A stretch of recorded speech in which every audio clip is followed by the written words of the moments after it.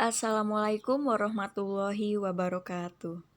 Perkenalkan, kami dari kelompok dengan spesies vektor lalat yang beranggotakan Alda Nur Alfani, Apipah Nazila, Lutfi Nur R, Mita Selviana Dewi, dan Parina. Kami di sini akan membahas salah satu spesies vektor yaitu lalat. Lalat merupakan hama yang dikenal sebagai pembawa penyakit karena tempat berkembang biak dan kebiasaan makan mereka yang identik dengan tempat yang kotor, seperti tempat sampah, kotoran hewan, atau manusia dan bangkai hewan. Klasifikasi dari lalat. Nah, ini adalah lalat dengan subordonya Brachycera, famili Tabanidae. Terdiri dari 3 genus, yang pertama Tabanus, yang kedua Chrysops, yang ketiga Haematopota. Selanjutnya yaitu lalat dengan subordo Clichlorapa, famili Musicidae, dan terdiri dari 3 genus penting, yang pertama Musca, yang kedua Stomachis, yang ketiga Haematobia. Nah, ini adalah gambar dari Musca domestica atau yang kita sebut dengan lalat rumah. Lalat rumah ini hidupnya erat dengan kehidupan manusia. Mendapat makanannya dari manusia dan sampah, di mana mereka mendapat berbagai patogen dan menularkan. Di daerah yang beriklim panas, lalat rumah hidup berdampingan dengan spesies lalat yang hidup di sampah atau Musca sorbens. Lalat ini dapat menularkan penyakit infeksi mata. Nah, daur hidup dari lalat rumah terdapat 4 stadium.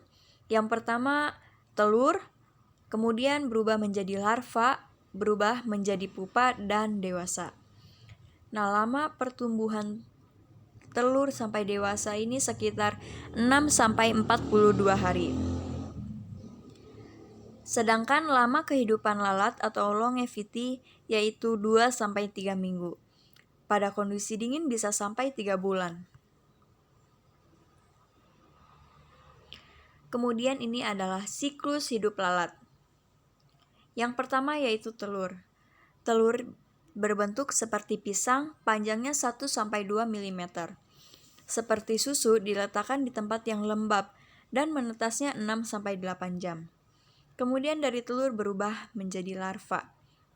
Nah, larva ini terdiri dari 3 instar larva berbentuk silinder, tipis dengan anterior berbentuk kerucut di kepalanya dan posterior yang lancip. Tembus cahaya pertama atau kedua, kemudian putih atau kekuningan pada saat ketiga. Lama stadium larva yaitu 5 hari. Kemudian dari larva berubah menjadi pupa. 24 jam pertama kulit mengeras, kutikula berubah warna menjadi coklat tua, hampir hitam, lamanya 3-4 hari. Nah, ini adalah biologi lalat rumah.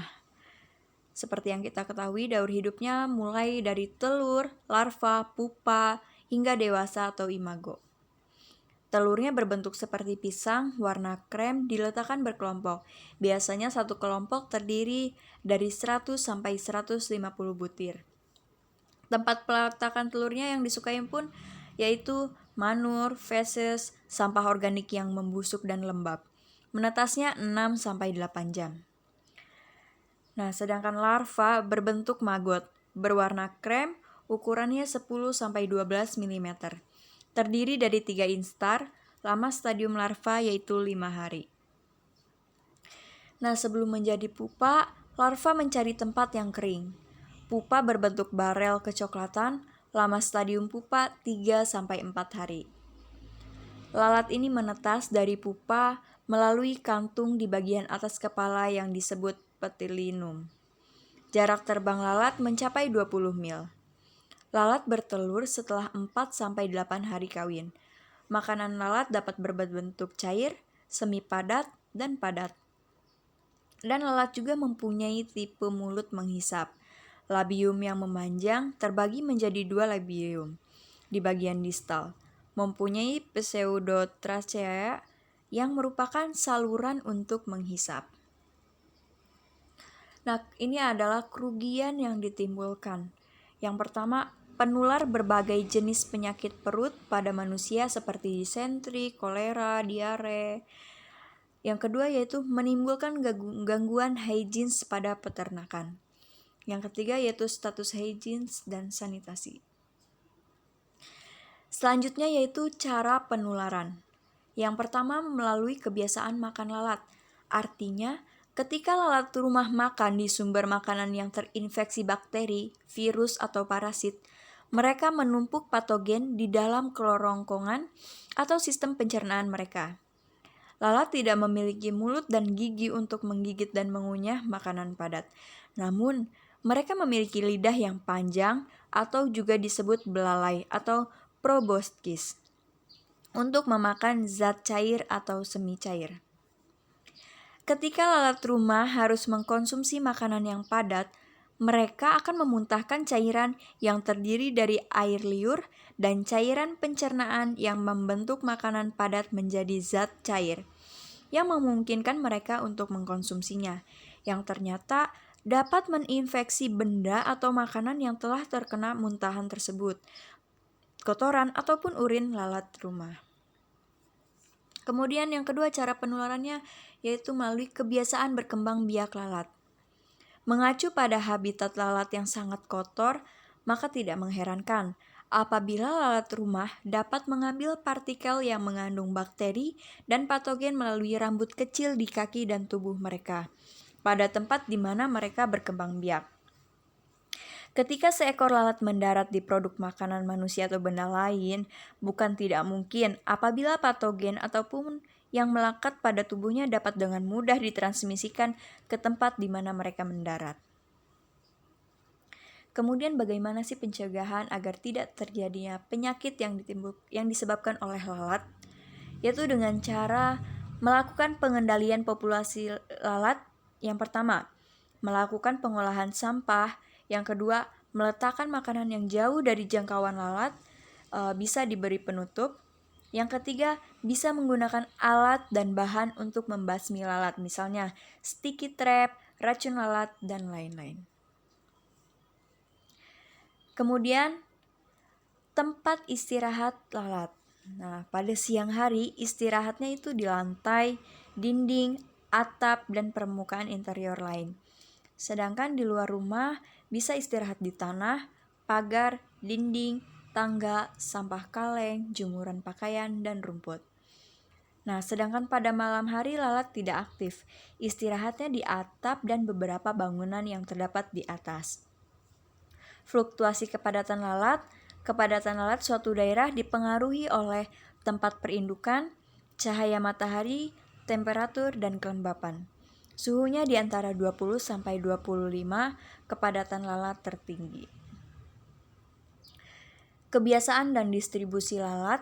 Siang hari lalat berada di sekitar tempat makan dan tempat perindukan di mana terjadi perkawinan dan istirahat. Penyebarannya dipengaruhi reaksi terhadap cahaya, temperatur, kelembapan, tekstur, dan warna permukaan yang disendangi. Selanjutnya yaitu ada lalat hijau atau Chrysomia megacephala. Lalat bertelur pada karkas, feses atau bahan organik yang membusuk. Jumlah telurnya rata-rata 254 butir. Telur menetas 9-10 jam. Lama stadium larva sekitar 4 hari. Lalat dewasa dapat hidup sampai 105 hari. Bisa kita lihat di samping adalah gambar dari lalat hijau. Selanjutnya ada lalat belirik atau daging atau yang disebut juga dengan Sarcophaga sp. Lalat ini berwarna abu-abu, berukuran sedang sampai besar, kira-kira 6-14 mm panjangnya. Lalat ini mempunyai 3 garis gelap pada bagian dorsal toraks dan perutnya mempunyai corak seperti papan catur. Lalat ini bersifat viviparus dan mengeluarkan larva hidup pada tempat perkembangbiakannya, seperti daging, bangkai, kotoran, dan sayur-sayuran yang sedang membusuk. Nah, pengendalian lalat bisa dilakukan dengan insektisida atau secara fisik dengan menggunakan trap perekat, perangkap dan pembunuh elektronik atau light trap with electrocure. Peningkatan sanitasi lingkungan dan hygiene dapat dilakukan dengan cara pengurangan atau eliminasi tempat perindukan lalat, reduksi atau pengurangan sumber-sumber yang menarik lalat, perlindungan terjadinya kontak antara lalat dengan patogen, dan proteksi makanan dan manusia dari kontak dengan lalat. Kemudian, pengurangan atau eliminasi tempat perindukan. Nah, jika di kandang ternak, dibuat lantai padat atau semen dengan saluran yang baik, kotoran dibersihkan dan lantai digelontor air setiap hari. Jika di kandang ayam dan burung, kotoran unggas harus segera dibuang dan lantai digelontor air. Pelihara burung dalam sangkar, kotoran terakumulasi di bawah. Kemudian pembusukan kotoran ternak. Kotoran diletakkan menggunung untuk mengurangi luas permukaan dan daerah-daerah di mana temperatur sangat cocok untuk lalat. Ditutupi plastik atau material anti lalat.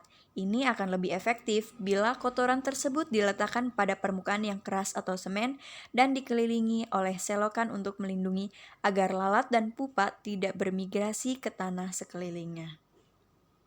Kemudian pada feses manusia, buang kotoran besar di lapangan atau tidak di toilet akan menyediakan tempat perindukan bagi lalat.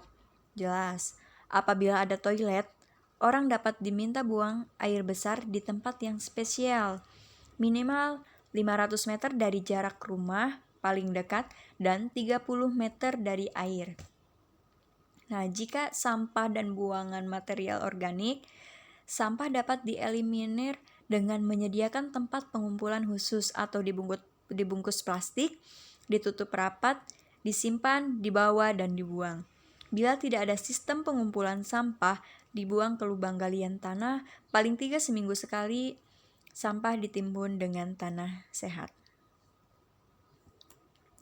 Nah, ini adalah alat untuk memberantas lalat secara langsung. Yang pertama ada jaring perangkap lalat. Bisa kita lihat gambarnya yang ada di bawah. Kemudian light trap with electronic. Dan yang ketiga yaitu fly grill. Nah, selanjutnya yaitu pengendalian secara kimiawi. Nah, dengan didukung upaya pengendalian non-kimiawi seperti upaya hygiene dan sanitasi, insektisida dapat memegang peranan penting dalam pengendalian lalat. Secara praktis, insektisida banyak digunakan untuk mengendalikan lalat dewasa seperti insektisida golongan organofosfat, karbamat, piretrin, dan berbagai jenis piretroid sintetik. Penggunaan insektisida dalam pengendalian lalat bisa meliputi pembunuhan larva atau larvisida, penolakan lalat dewasa atau repelan, atau pembunuhan lalat dewasa dengan cara penyemprotan residu permukaan atau residual surface spray, penyemprotan ruangan, space spray, atau pengumpanan atau bait. Nah, mungkin itu adalah penjelasan dari spesies vektor lalat dari kelompok kami.